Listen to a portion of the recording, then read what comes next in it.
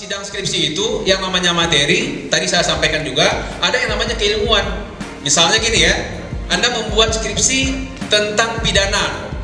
Tapi ketika penguji menanyakan Anda tentang, coba Anda bedakan antara pelanggaran dengan kejahatan, Anda nggak bisa menjawab. Dosen penguji, pembimbing nggak bisa membela. Kenapa? Karena itu keilmuan yang harus kita pahami, karena sebagai calon sarjana.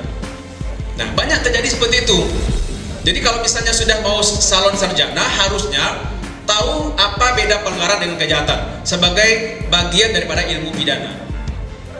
Misalnya, kemudian juga Anda membuat skripsi tentang isinya, yang nanti akan ditanyakan oleh penguji, misalnya isinya, misalnya Anda membuat tentang gazeling misalnya, ya ada penyanderaan paksa dalam konteks hukum pajak misalnya, tapi Anda tidak bisa menjelaskan tentang itu. Nah, maka itu namanya isi daripada skripsi itu harus kita pahami betul.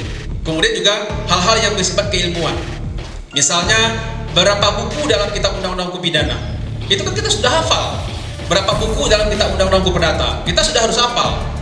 Ya, itu namanya dasar-dasar keilmuan.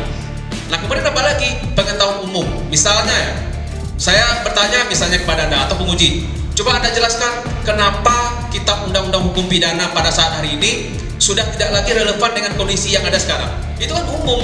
Setidaknya kita bisa menjelaskan bahwa misalnya gini ya. Nah, artinya apa? Ada beberapa komponen yang akan diujikan nanti pada saat sidang skripsi itu, dari segi materinya yang Anda buat tadi dari bab 1 sampai bab terakhir. Kemudian juga dari segi keilmuan, misalnya perdata ditanyakan tentang buku KUHP berapa, buku KUHP pidana berapa, beda kejahatan dan pelanggaran berapa, itu juga dipelajari.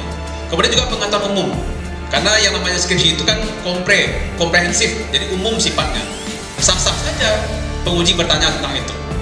Nah, kemudian yang kedua adalah teknis penulisan. Saudara ya, kita itu punya yang namanya buku petunjuk penulisan skripsi. Nah, jangan menyimpang dari itu.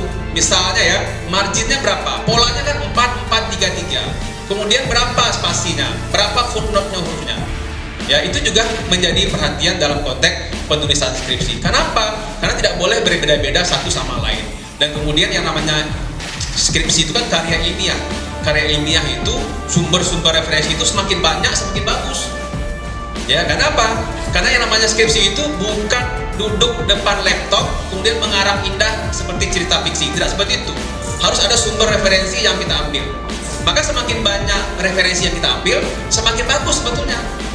Apalagi teori-teori yang kita angkat, gitu ya. Nah, kemudian yang terakhir, yang ketiga adalah bagaimana sikap kita nanti ketika kita sidang skripsi. Misalnya gini, saya bertanya kepada Anda, penguji bertanya kepada Anda, tapi mata kemana-mana, duduknya nggak sopan. Itu juga nggak boleh. Jadi itu berkaitan dengan etika. Nah, saudara-saudara ya, saya yakin dan percaya tidak ada dosen yang akan menjerumuskan mahasiswanya, dan saya percaya itu. Tetapi kita sebagai mahasiswa tentu tunjukkan bagaimana sikap kita dalam beretika, kemudian juga dalam menyikapi beberapa pertanyaan yang nanti akan diajukan. Saya yakin dengan percaya kalau kita bersikap baik, nggak mungkin lah ya dosen itu akan menjatuhkan kita. Tapi kalau sikap kita itu nyeleneh, nyolot segala macam ya, atau berbagai macam dia membuat penguji itu bisa nanti nilainya turun. Aturan dapat A jadi B, B jadi C, atau mengulang misalnya. Itu bisa saja terjadi ya. Nah, maka itu saudara ya, saya percaya dalam ilmu sosial itu tidak ada orang yang mengklaim bahwa dia adalah pertama kali meneliti tentang itu. Tidak pernah ada.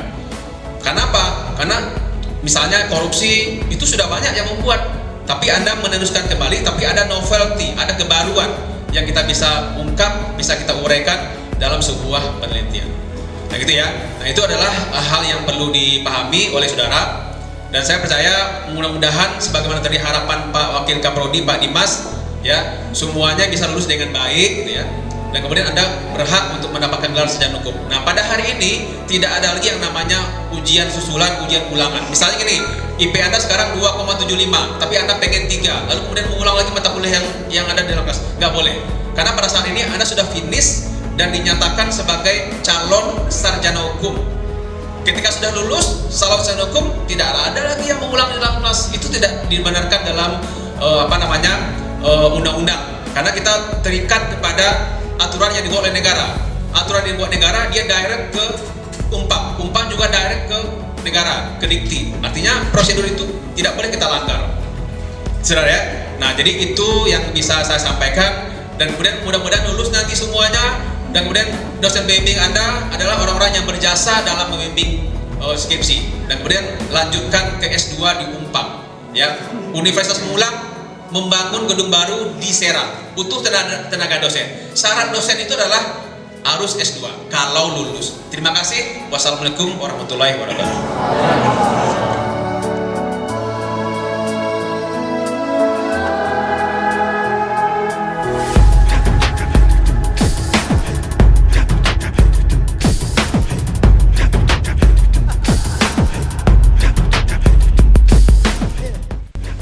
Saya aturkan pertama kali ketika diberikan kesempatan untuk bertutur kata di hadapan kalian semua adalah selamat, karena Anda telah menyelesaikan satu tahapan, dan tahapan ini merupakan tahapan yang awal lagi untuk menuju ke tahapan berikutnya.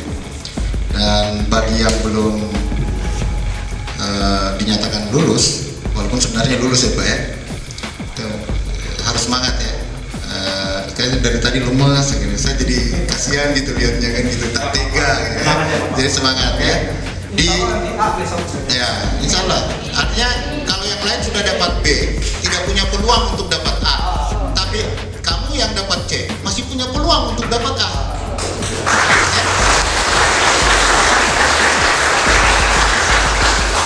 Ya. Itu. Kemudian yang kedua, saya sangat berterima kasih kepada Bapak Dekan, Pak Dr. Oksi, yang juga sebelumnya adalah Ketua Program Studi Magister Hukum, dan saya melanjutkan kepemimpinan beliau. Dan terima kasih juga kepada Kaprodi beserta Wakaprodi dan Sekretaris Prodi yang telah memberikan kesempatan saya untuk ikut nimbrung menyampaikan hal ihwal yang berkenaan dengan Prodi S2. Dan ini baru menjadi tradisi yang pertama sekali dilakukan, dan saya kira ini patut diapresiasi oleh kita semua.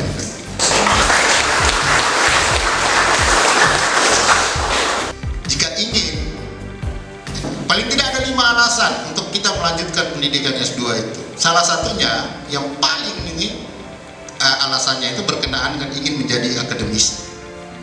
Nah, ingin menjadi akademisi itu berarti ingin menjadi dosen kan. Nah, salah satu alat yang dipakai untuk menjadi dosen itu ya dia harus memenuhi persyaratan lulus S2. Nah, kebetulan di kita ya ada program studi Magister Hukum yang itu bernaung di Pascasarjana Universitas Pemulang. Ya. Nah, kita menawarkan 3 peminatan. Peminatan hukum bisnis, peminatan hukum tata negara, hukum administrasi negara, lebih spesifiknya kepada hukum pemerintahan daerah.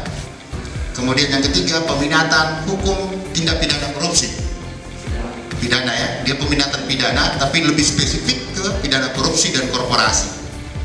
Ya, sehingga kalau teman-teman karena dengan alasan ingin menambah pemahaman tentang ilmu hukum, ya karena ke depan kompetisi itu semakin tinggi. Anda menjalankan profesi-profesi hukum, kalau hanya sekedar sarjana hukum, kata orang Belanda itu tidak direken. Tidak direken, tidak dihitung. Oleh karena itu, apa yang disarankan oleh Pak Dekan dan Pak Kaprodi dan beserta jajarannya itu tidak ada salahnya. Kalau teman-teman ingin menjadi dosen misalnya, ya tentu syaratnya harus S2, dan ke depan Universitas Pemulang membutuhkan banyak dosen. Karena Ketua Yayasan sedang membangun Universitas Unitomo ya, Universitas Utomo di Serang, dan ada juga program studi ilmu hukum yang pengajarnya itu nanti dicari dari alumni-alumni ya. Dan kalian-kalian ini masih potensi.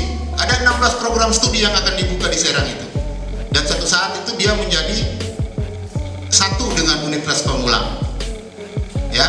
Nah, kemudian mereka yang sudah pegawai tentu ada kesempatan untuk melakukan penyelarasan kepangkatan. Oleh karena itu, orang yang punya tingkat gradasi keilmuannya lebih tinggi dengan gelarannya yang lebih tinggi, tentu kemungkinan untuk mendapatkan itu lebih besar. Oleh karena itu, yang paling sederhana itu adalah kalau ditanya alasan kenapa mau S2, ya untuk menambah dan pertemanan. Karena yang kuliah di S2 itu bukan lagi yang seperti S1 yang kos-kosan, ya kan? Makanya Indomie kan, gitu. Yang kuliah di situ teman-teman kita ada dokter, ada polisi, ada polwan. Suatu saat kalau misalnya Anda ditilang kan ada kawan di polisi di Mabes Polri ini, tinggal telepon, lu tangkap. Teman-teman kalian itu adalah teman-teman yang sudah jadi. Alhamdulillah kemarin kita mendapatkan 5 kelas dan ada 2 kelas khusus dari Dirjen PAM, Dirjen PAS Pemasyarakatan, Kumham, Kementerian Hukum dan HAM.